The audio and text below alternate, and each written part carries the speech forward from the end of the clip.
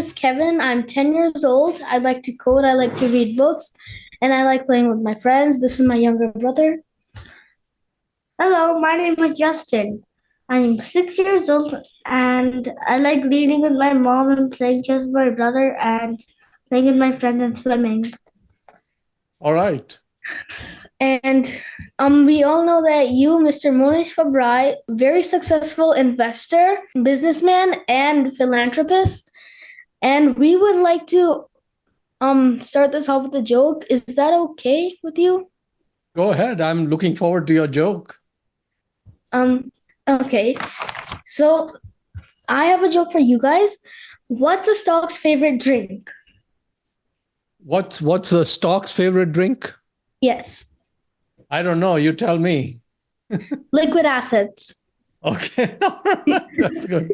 Justin, do you have a joke for Mr. Pabrai? Yes. Why did the chicken invest in stocks?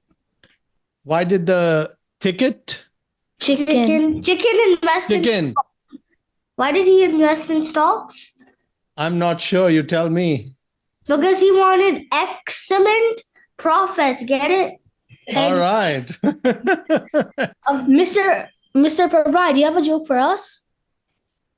What do you call a woman who drinks just one cup of tea?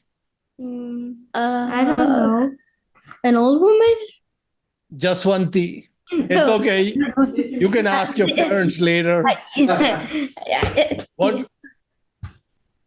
How many lips does a flower have? Tulips? Tulip. There you go. Tulips. It's a type of flower. I know. All right. Sounds good. Yes. Should we start with our amazing questions? Yeah, let's go ahead. So, we all know you, Mr. Mohnish Pabrai, a very successful investor, businessman, and philanthropist. And we would like to ask you some questions. So, the first question is, many grown-ups believe that kids should only focus on studies and not think about money or investing too much. Many grown-ups even said that to us. Do you agree with them? In your opinion, what's the right age to start investing and thinking about money? I don't agree with the grown-ups. In fact, I think that would be quite a negative approach to take. So one of the things about, for both of you especially, about which is so wonderful to talk to you at the ages you're at, is the human brain is the fastest growing organ after a baby is born. It's really underdeveloped when a baby is born. That's why human infancy is so long. A baby needs a lot of care and attention, which is not the case for many other mammals, etc. Right? Many of them will start fending for themselves relatively quickly. But a human baby is very dependent until that brain has come up to a certain point, and that takes several years. But after the age of about 10 or 11, which is, the age you're at, Kevin, is the brain is optimally set up to specialize. And whatever activities you spend a lot of time on from the age of 10 to maybe around the age of 20, your brain will allocate a large portion of its real estate to that activity. If you try to do that same activity after you're 20 or 25 or 30 years old, that space is not available. The learning and growth that you can have and the edge you can gain, advantage you can gain versus other humans by doing these activities at this young age is very important. So, for example, Bill Gates was writing code. He started writing code when he was 10 or 11, and he was spending dozens of hours a week writing code. And by the time he was about 20, he must have spent more than 10,000 hours writing code. And literally no one could catch up with him because he had so much experience. He must have practiced a lot. He must have practiced a lot, right? Yeah. So what he used to do when he was growing up, computers were not in people's homes. There was no computer like you have a home computer or laptop or tablet or phone. And how did he practice? He was going to a private school in Seattle, Lakeside Academy. Lakeside was one of the first high schools in the country to get computer time. They didn't actually have a computer, but they had access through a leased line to a computer at another location. And what Bill used to do is he would sneak out of his parents' home after everyone went to sleep around 11 or 12 o'clock. And then he would sneak into the computer lab, computer room of his school, and he would code till 4 or 5 o'clock in the morning. And at that time, because these computers were not being used, it was very fast because even where it was based, there was no usage.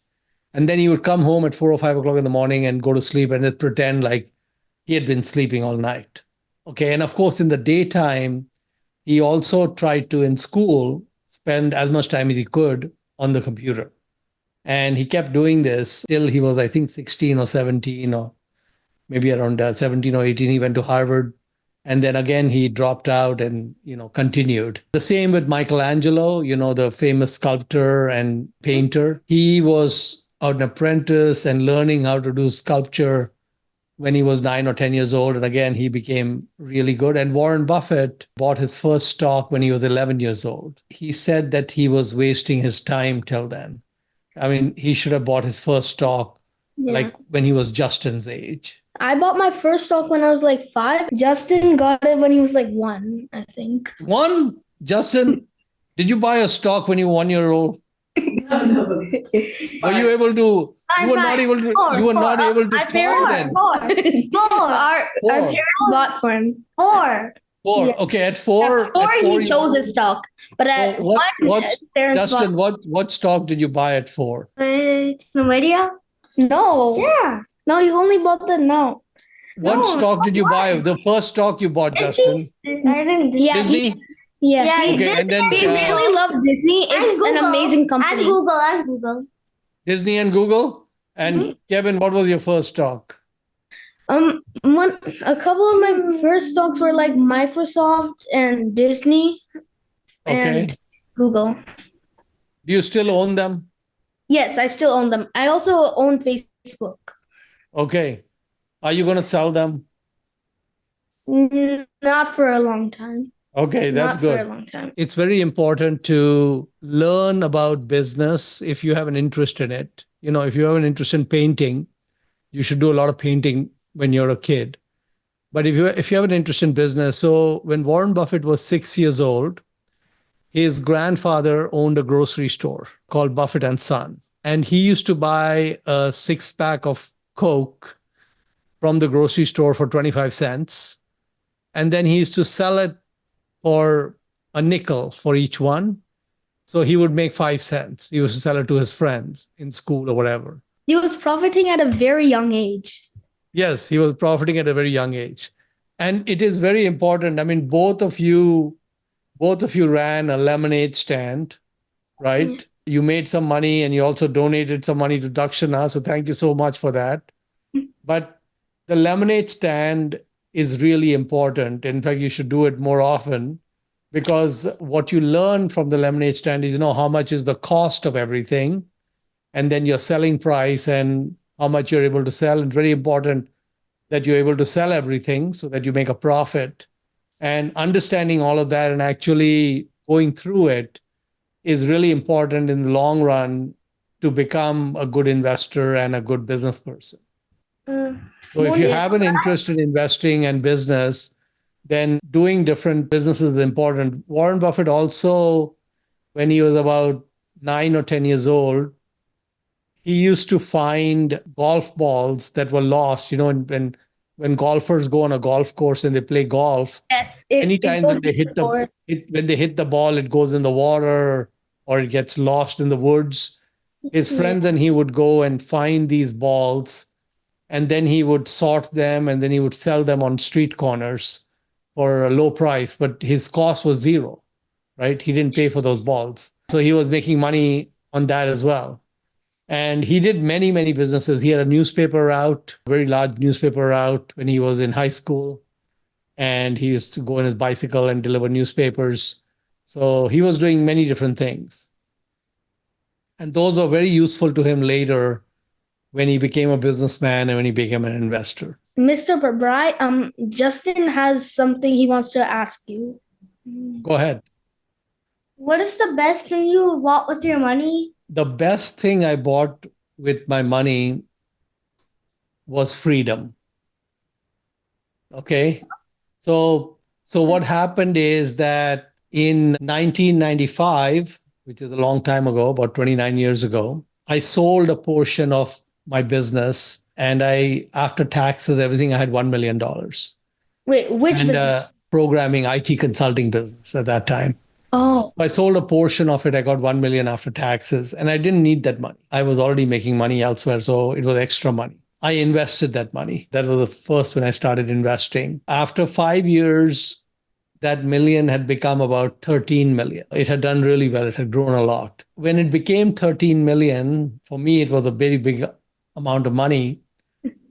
It gave me the freedom to think about what I wanted to do day to day. So one of the things I was finding at that time, this was the year 99, 2000, around then, was that I was losing interest in my business. The IT business, I still had that, but I was losing interest in it. I decided to leave the company, find somebody else to run it. And I had the freedom to do that because now you I had. had this money on the side where I was not dependent on the business or anything. So the money gave me freedom. And that was extremely important. So that was the first important thing I bought from my investments. And That's a very good story. Okay. It's amazing. and does money make you happy? Well, the money definitely made me happy, but you don't need money to be happy. Okay. So there's a lot of rich people who are unhappy, and there are a lot of poor people who are very happy. So it's not always true that if you have a lot of money, you'll be very happy. It is possible, more likely, that you can be more happy if you decide to use the money in a way that makes your life more interesting or better. Like for example, there's a card game called Bridge. I don't know if you heard of it. I read about that.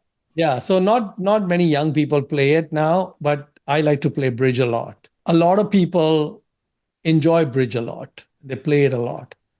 You don't need a lot of money to play Bridge. You could buy an online subscription for $100 or $200 a year, and it would give you almost infinite time to play Bridge, right? So it's relatively cheap. It might be like 50 cents an hour or 20 cents an hour, something pretty cheap. So yeah, the best things in life are free. They don't cost anything, but you have to think carefully about what makes you happy. And for each person, that answer is different. So as you grow up and you try different things, like Justin mentioned, he likes to play chess. Is that right, Justin? You like to play chess? Yeah. Yeah, So he's learning. if you like to play chess, you should increase the time you spend playing chess. If you like reading, you can increase the time for reading. If you don't like something other than homework, you can decrease the time for that, right? And so that way you'll have a very happy life. Yes, that's very valuable knowledge. Thank you. I have another question for you. Can you please explain the concept of compounding in a simple way and the key role it plays in generating wealth? Yeah. So there's a story I want to tell you. Justin likes to play chess. And there was a guy in Persia, which is now Iran, who invented the game of chess. And there was a ruler in Persia who he loved the game of chess. He played it a lot. And so he called the inventor of the game to his palace. And he said, I'm so happy playing chess, and I want to give you some gift or reward. So, what would you like to get? You can ask for anything you want. I'll be happy to give it to you. So, the guy who invented the game of chess said, I don't want much. I just want you to put one grain of rice on the first square of the chessboard. And then I want you to put 2 grains of rice on the second square of the chessboard. And then each square after that, I want you to double the grains of rice. So how many grains of rice would be on the third square? 4. And fourth square? 8. Fifth square? 16. Sixth square? 32. Seventh Math. square? Seventh square? 64. Eighth square? 128. Ninth square? 250. 256. 256. 10. 10th square? There's only 10 squares. Let's make it simple. Instead of 256, just think it's 250. Okay? Okay. So that was the 8th square. What's the 9th square? 500. 10th square? 1000. Okay. And if you go all the way to 64, what would be that number? So in school, I don't know whether you've learned this yet or not, but what is 2 squared? 2 squared is 4. And have they taught you what is 2 cube? No, I just learned that from home. I think 2 cube is 4. No, 2 cube is 8. 2 times 2 times 2. Oh. Okay. So 2 squared is 2 3. times. Yes. Yeah. So 2 squared is 2 times 2. 2 cubed is 2 times 2 times 2, right? And 2 to the power of 4 is 2 times 2 times 2 times 2. Okay? So what is 2 to the power of 4? 2 to the power of 4 is 16. There you go. So on the first square, the number of grains of rice, do you know what 2 to the power of 0 is? 0? No. So 2 to the power of 0 is a special case. It's 1. 2 to the power of 0 is 1. Okay? Oh. 2 to the power of 1 is 2. Yeah. Okay? So if you, on the first square, the number of grains of rice is 2 to the power of 0. On the second square, the number of grains of rice is 2 to the power of 1. On the third square is 2 to the power of 2. Okay? And if you keep going to the 64th square, which is the last square, Justin, how many squares on the chessboard? 10. It's 64. Next time you play chess, I want you to count all the squares. Okay? Are you going to count all the squares next time? Okay. Okay? Make sure I gave you the right number. Okay? So if you go to the last square, the 64th square, the number of grains of rice on that last square is going to be 2 to the power of 63. Okay? That's 2 times 2 times 2, 63 times. Wow. Okay? And Yeah. all the rice in all the squares will be 1 plus 2 plus 4 plus 8 plus 16 plus 32, all the way to 2 to the power of 63. And that number is 2 to the power of 64 minus 1. Okay, all this you will learn in the next few years at school. Don't worry about it. So now the king was not good at math. You know how Kevin and Justin are good at math? The king was not good at math. Okay. So he got angry with the chess inventor. He said, I wanted to give you all this gold and diamonds, and all you want is some rice. He said, yes, sir, that's all I want, just some rice. Okay. He tells his minister, measure out the grains of rice for this guy and get him out of my court. Okay. So after 3 days, the inventor of chess was still there. So the king asked him, why are you still here? He said, I'm waiting for the rice. Okay. Then the minister said, Your Highness, it took us a long time to do the calculation of how much rice it is. Okay. And we don't have that much rice in the entire kingdom. If we take all that rice, in fact, the amount of rice it comes to, the 2 to the power 64 minus 1, is more rice than what exists in the whole planet Earth. Okay, it is such a large number because of the doubling. Okay, now, have you heard of something known as the rule of 72? The rule of 72. Don't worry about it. I'm going to teach you the rule of 72. Okay, the Okay. rule of 72 is a mathematical shortcut. Okay, if we Okay. want to know, how long money is going to take to double, okay, let's say you have $100 and you put it in a bank, okay, and let's say the bank gives you 10% interest every year, okay. After 1 year, how much money will you have? $110. Okay. And after 2 years, how much money will you have? How much money will we have after 2 years? $120, right? What? No, it's not $120 because it's compounded. So Oh, after yeah. 1 year, you have 110. So Yeah, how but much will you after- have? But the How second much will- year, you invested that $10 back in, so Yes. so So how that much is there after 2 years?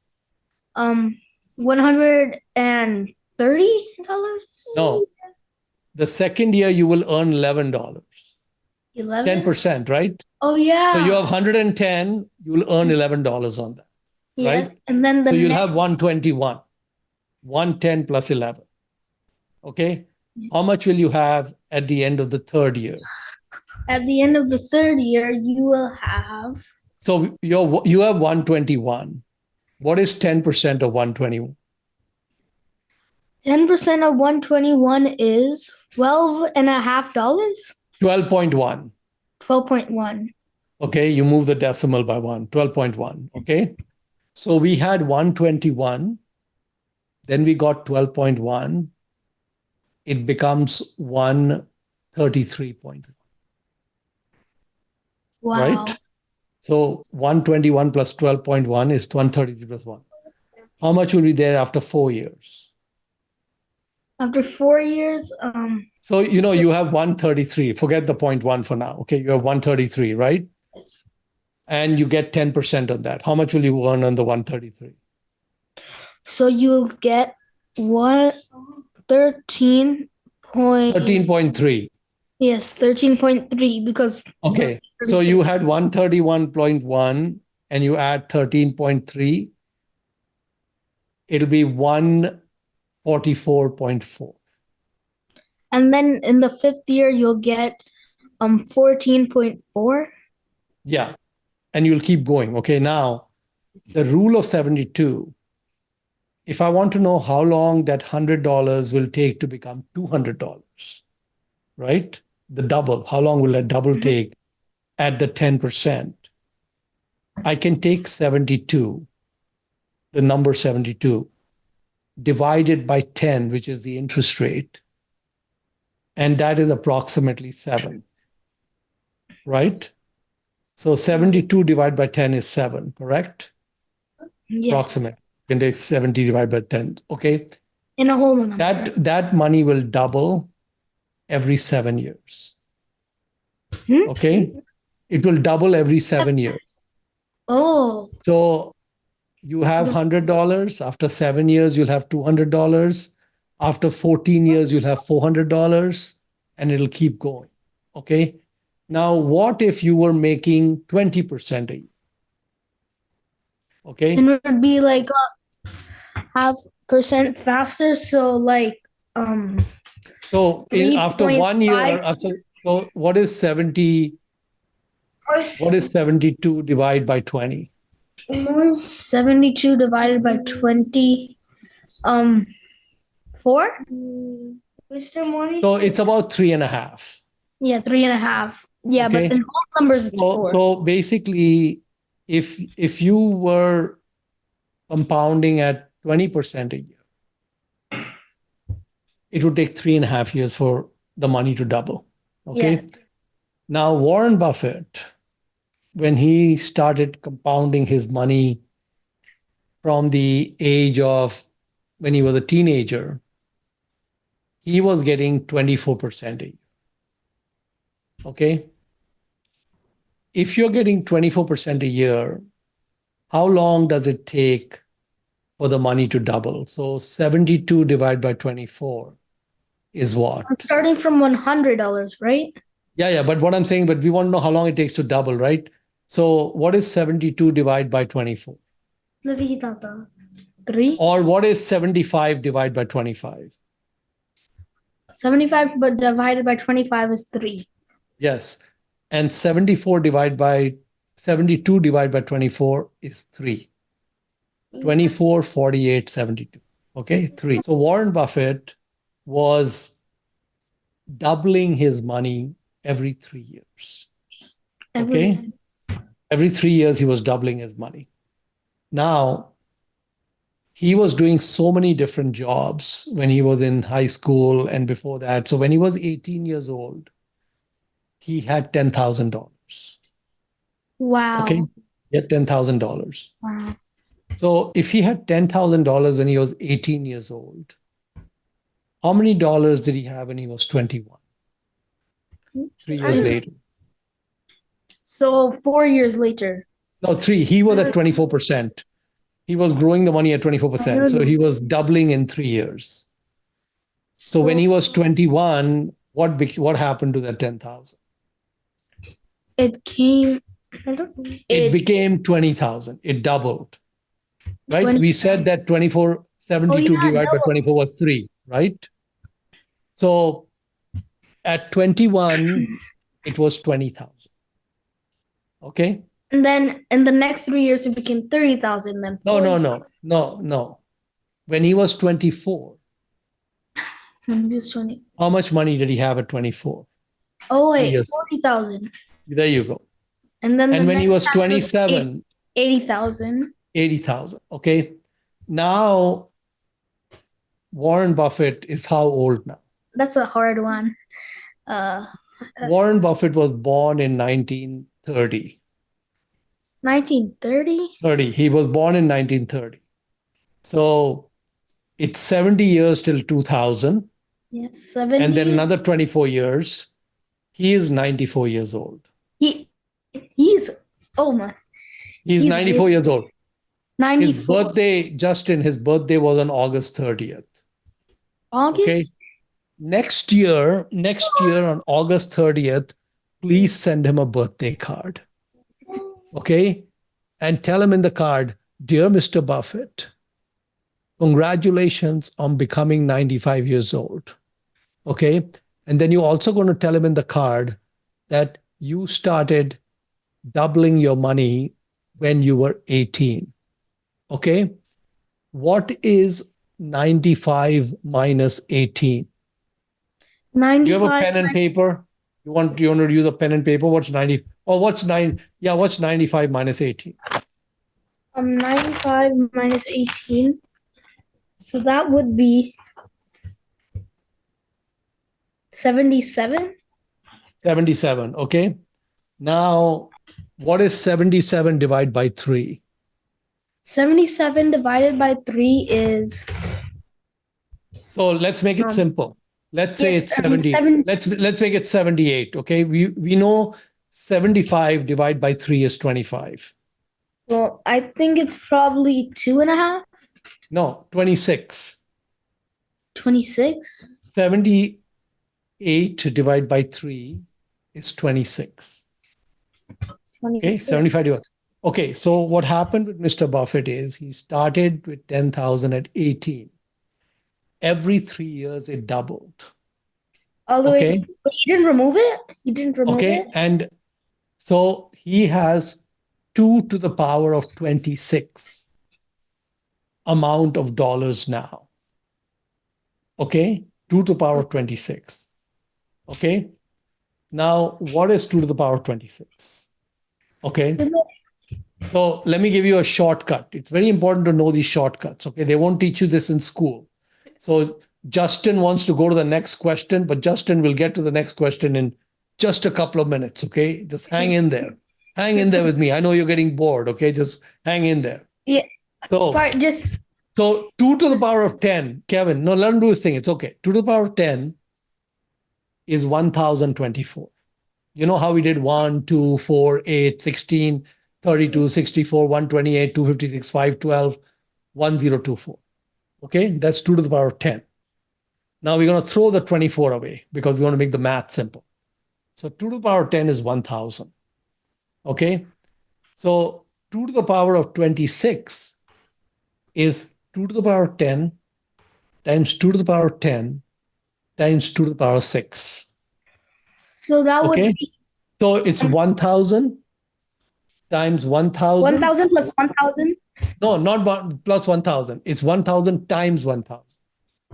Okay. Oh, So it's 1000 times 1000, and 2 to the power of 6 is 64.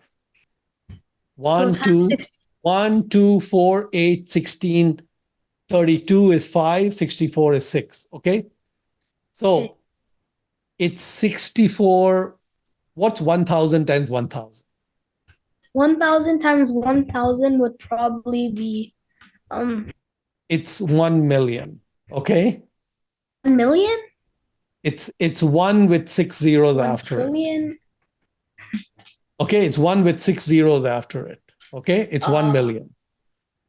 And then if you multiply it by 64, 1 it's million. 64 million. Okay, 64 million. And then he didn't start with $1. If he started with $1 at 18, he would have 64 million when he was 96. Okay, but he started with $10,000. $10,000 at 96 is $640 billion. Wow. Okay. So Mr. Buffett understood when he was younger than you, Kevin, that compounding is the eighth wonder of the world. Do you know about the 7 wonders of the world? Yes. What are the 7 wonders of the world? Give me 1 or 2 of the wonders. The Eiffel Tower, the Taj Mahal, and the Statue of Liberty. Or like the Great Wall of China, for Oh example. yes, the Great Okay. Wall. Now, what is the 8th wonder of the world? Compound. The eighth wonder of the world, Justin, is compounding. It's more important than the other 7 wonders. So, you know, Mr. Buffett understood 2 things. He understood compounding very early, and he understood that it's important to save the money and not spend it. Okay? To save the money and not spend it. Okay. And that's how he became the wealthiest person. When he was 25 years old, okay, he only had maybe less than 50, 60,000 with him, not much money. Okay. But he told his wife, we're going to be millionaires. We're going to be very wealthy, because he knew about compounding. And both of you, And it came true. both of you, Kevin and Justin, are going to be very wealthy. Do you know why? Because we know about compounding. You know about compounding. You're going to save the money. You're going to invest it. You're going to keep it invested in good businesses, and you'll become very wealthy. So, Justin, what is your next question? He exhausted all his questions. That's it, Justin. Okay, so we're going to ask Kevin to ask a question. Go ahead, Kevin. How can we as young kids develop good financial habits early on? And how did you teach your own kids about managing money? I talked to them about the chess story that I just talked to you about. I talked to them about Mr. Buffett with $10,000 at 18. Oh. And so, how do you get wealthy? Number one, you spend less than you earn. Question. Okay. So Save up. you save up, you do part-time jobs, you could do some babysitting, Kevin. You could do some small jobs here and there, and you could make some money. Okay. And then when you make the money, you don't spend it all. It's okay to spend some of it, but you save some of it. And then you don't just save it and put it in a bank. You buy stocks that you know are good stocks. And then you are patient and hold those stocks for a long time. And if you are getting 10% a year, it'll double every 7 years. If you're getting 20% a year, it'll double every 3.5 years. So in your life, so Kevin, you're 10 years old, right? Yes. How old will you be when you die? I don't really know that. Can I tell you when I'm going to die? When? I'm going to die on June 11th, 2054. Okay. How many Daddy? years from now is that? It's 2024 now. How many years from now am I going to die? 30 years. 30 years. Okay. And That's how do I know I'm going to die on June 11, 2054? I don't know. Because if you ask God Google, God Google has all the answers. So you go on God Google and say, God Google, Mohnish Pabrai is 60 years old. Okay, please tell me when he's going to die. And God Google is going to tell you, Mr. Pabrai is going to die in the year 2054. Okay, and you can ask Google anything. You know that, right? You can ask him Yeah. anything, right? I mean, Justin, you ask Google things. You go on Google and ask them things. Yeah. Ask them Oh. when Mr. Pabrai is going to die. He's 60 years old right now. Now, for both of you, because you are much younger than me, and because medicine is going to become so advanced, you're going to both live over 100 years. Okay? Well, that sounds nice. And you know what's the advantage of living more than 100 years? You see a century? No. You get to compound for a long time. Oh, yeah, that's true. You know why Mr. Buffett is alive at 94? You know, Because he Mr. Buffett doesn't want to die. Do you know why he doesn't? Do you know why he doesn't want to die? he wants to keep compounding. He wants 3 more years so he can double it one more time. Then another 3 years to double. How old was Charlie Munger when he died? Charlie Munger was 99.9 years old. 99.9. So at the ending of the 100th year? His birthday was January 1st, 1924. He was born on New Year's Day. So basically, it's very important to live for a long time.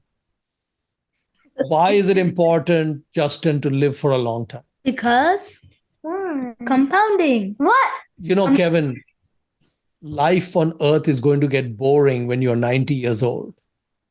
But it will not be boring if you are compounding. Okay? If you're not compounding, you'll be very bored when you're 90. Are you going to be bored when you're 90? No. Okay. What are you going to be doing when you're 90? Compounding. Exactly. I tell my friends, I only need this part of my body to work when I'm 90. Only this part. Why do I need only this part to work? But how are you going to grab stuff? Because this is the only part needed for compounding. The rest of the body is not needed. Right? That's true. That's very true. When he died, Mr. Munger was on a wheelchair. Did it stop him from compounding to be in a wheelchair? No. Can he play basketball? No. Exactly. So don't become a basketball player. But he can still play virtual pass. I know, but don't become a basketball player because then you will not be able to do what you love when you're 90 years old. Okay? Compounding? So, Justin, it's really important to have something that you enjoy when you're 90. All right, let's go to your next question, Kevin. Okay. If I'm just starting out and want to grow as an investor, what step-by-step process would you recommend? How should I begin, and what key areas should I focus on as I improve my investing skills over time? Okay, that's a very good question, Kevin. So you guys own Disney, you own Google, I own Google. you own Nvidia, Yeah. you own Microsoft, Yes. you own Facebook. Yes. What else do you own? Both of us own Nintendo, Nintendo, good. Roblox. Roblox, okay, good. So you're already doing things correctly because you bought companies whose products you are familiar with. Yes, and we also bought like Facebook and Microsoft. I mean, not Microsoft. We bought Facebook and Google. Like they were pretty cheap when we bought them. They're like they were still in. Yeah, that's good. But again, those are companies whose products you use. You use Facebook and you Yes. use Google and you use Microsoft products, right? Yes. So the first step to being a successful investor is you should only buy things that you understand. If you don't understand something, then why buy it? Exactly. But a lot of people buy things because somebody tells them to buy it. Don't do that. So now the second step. That's kind of like Mr. Pabrai. That's kind of like demonstrating social optimism, like I read in the Poor Charlie's Almanac. Yes, that's good. That's a great book. So you need to buy what you are familiar with, products that you use, and things like that, which is what you're already doing, which is great. The second step, which you will get to in a few years, is to understand in detail how the company makes money. Okay. How does Google make money? It makes money by giving multiple services. Yeah. But the main money Google makes is from advertising. Right? So when you do a search and those search results come back, the first few results are sponsored. You know that the first few are like ads. So those companies have paid Google. So let's say, for example, you're shopping for the best video game and you go on Google and say, which is the best video game to play? Okay. The first few results will be companies who want to sell you video games and they have paid Google to come in the beginning. Okay. So that's how Google makes money. So the next thing you have to understand is all the companies you own, how they make money. Okay. And also how much money they make. So when you run a search on Google, let's say you run a search for which video game should I buy? Google gets paid maybe $5 to $10 by those companies to show you their name. $5 or something to show you their name. Okay. What is Google's cost on that? What is Google's cost to run a search? Like, I don't know. It's close to zero. Close to zero? So it's just digital things, right? It's a computer that was used for 1/100th of 1 second. Right? If you have a laptop that you bought for $500, okay, what is the cost of using that laptop for 1 second? Nothing. Not even 1 cent. Right? So that's how Google makes money. You haven't even done anything on. Yes, exactly. So basically, first you buy what you understand, then you understand how the company makes money, and then you understand how much money they make. And all these things will help you become a better investor. All right. Thank you. My next question is, what inspired you to start investing, and how did you achieve your first major success? Please take us through your journey and key moments. So I got interested in investing because of the story of compounding. because of Mr. Buffett's story of compounding. And I realized that if you get some return, decent double-digit return every year, maybe compounding is like the eighth wonder of the world. We already talked about it. And so the money would grow a lot, right? And so that's what me interested in investing. I then started to, just like you guys, except I started much later. You guys started investing when you were 6 or 7 years old or 4 years old.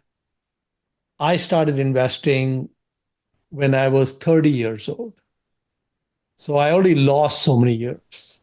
You have a 24-year head start, 26-year head start on me, which is great. And you live longer than me. So you can compound more and you started earlier. Both are big advantages. And basically, I started to study businesses and look at businesses that I thought would do well over time and I could make money on. And I just kept going and doing that. And then you end up with more money than you can spend. Then I started Dakshana, so I can start giving the money away. So now I'm playing two games. One game is making the money, and one game is giving the money. So like you make, you give, you make, you give. That. Yeah. Kevin, let's do one last question. What's your last question? I have another question. Does having IT knowledge help you? Like in your business, you had a IT business. Did that Yes. knowledge of that business help you? All knowledge is going to help you. If you learn about how electricity is produced, for example, you're going to find that useful. If you learn about how a steam engine works, how an airplane works, how a rocket works, how an electric car works, how television works, all those things are going to help you. So one of the things that Charlie Munger used to talk about is that we should learn many different disciplines. We should know a little bit about almost everything. So we know how the world works. Why are there earthquakes on Earth? Why are there volcanoes on Earth? And if you are curious and you learn and understand these things, you will actually become a better investor because different things come into play. So IT can help you, but many other things can help you as well. Kevin, it was a wonderful pleasure talking to you and Justin. And thanks for taking the time. Thank you. Thank you for taking the time. Since we have like the last 8 minutes, can I ask you two questions? Yeah, go ahead. Who has been your biggest mentors and how did each one of them influence you? Well, the two people who had a big influence on my life. So first of all, usually for most humans, the most influential people are going to be your parents. Okay. After that, for me, it was Warren and Charlie.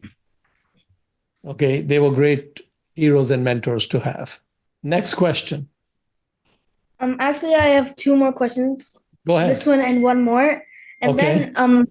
then we'll see. So what's the best way for someone to find a great mentor and what should we look for in that person? Charlie Munger used to say that when you look for a mentor, don't only look for people who are alive. The best mentors are what he called the eminent dead. Like People- Benjamin Ben Franklin, yes. So people in the past who have lived in the past, they have left us their writings. Like Charlie Munger now is part of the eminent dead, right? Yeah. And so Unfortunately. we do not need mentors to be in person or alive or anything. In fact, the eminent dead are probably the best mentors because they're the best humans that ever lived. So like Munger used to say, we should make friends with the eminent dead. Yes. And my last question is, we are at the beginning of our journey, and what advice would you give us? The biggest advice I would say is that always try to do things that you are passionate and excited about. Okay, things that you truly love to do. If you do things that you truly love to do, you will do them very well. And you will do really well at those things. So figure out what you really love doing. If you like investing, Warren Buffett was very interested in investing. He did all his jobs, different jobs, delivering newspapers and all that, so that he had the money to invest, right? If that is your calling and that's what you want to focus on, that's great. If it's something else, then that's great as well. To end this conversation, I want to end it with something that I would like Justin to say. Go ahead, Justin. Who are the top 3 Investors? investors and entrepreneurs You think we should you think we should definitely meet? definitely meet? And why? And why? Well, like I said, I think that you can gain a lot whether you meet them or not. So I was lucky that I was able to meet Warren Buffett and Charlie Munger. They became friends. But they were mentors to me much before that. And if I had never met them, I still would have had a lot of learning and growth from them. So I would say the best entrepreneurs are people like Jeff Bezos or Bill Gates, some of the companies you own, the Mark Zuckerberg. And some of the best investors are like Warren Buffett and Charlie Munger, Jim Simon, who ran Renaissance and so on. So these are, and again, if you're looking for a list, Google can help you with that also. That was a great list. We're so glad you took the name of Warren Buffett. Unfortunately, we can never meet Mr. Charlie Munger. You have Poor Charlie's Almanac. Yeah. That's better than meeting Mr. Munger. And you can come next year to Omaha and see Mr. Buffett. You can come to the Berkshire Annual Meeting in May. Yeah, that would be a really great experience. I hope both of you come next year. Tell your parents to buy the tickets now. Okay. We will. We had a great time with this experience, and we hope you had a good time too. It was a lot of fun for me. Thank you so much. Thank you. Justin, I hope you enjoyed it. Sometimes my answers are really long, Justin, so I'm sorry about that. You know how my answers keep going on and on and on. That's okay, right, Justin? Don't sell the stocks you have, okay? Keep them all. Okay. All right. We hope to meet you in person someday. Goodbye. If you come to Omaha, I'll be there. Oh, okay. You can come to Omaha, you'll meet everybody. Okay. Thank you. All right, we'll see you. Thank you so much. Thank you so much. Thank you so much.